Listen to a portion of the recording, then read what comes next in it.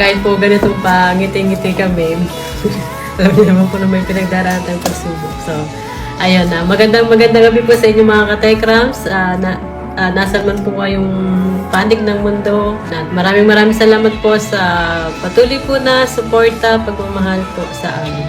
Sa akin lang naman, kahit tulad ng mga nasasabi ko na sa live, na walang iba makakaayos nito kundi tayo, Kuya Dave. So, marami na kasing mga na masyado na nasira sa live, sa mga nag-reacting. And ikaw din, yung dignidad na sira na din. Alam ko naman nababasa mo or napapanood mo yung mga ano. Kaya walang ibang way kundi ikaw lang at tayo ang makakaayos nito. Kaya po sa mga tita or tito na kasama po niya, gusto po namin na mag-usap na po yung both side.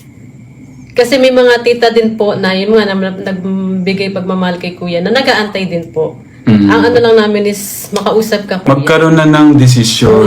Closure. Masaya na kami kung nasaan ka man. Kung talagang gusto mo, bakit pa namin ikaw pipigilan? Wag mo kayong mainis kay Tatay Ram. Kasi ganun lang po talaga siya magmahal. Gusto niya talaga at the end, mapabuti po yung si Kuya Dave.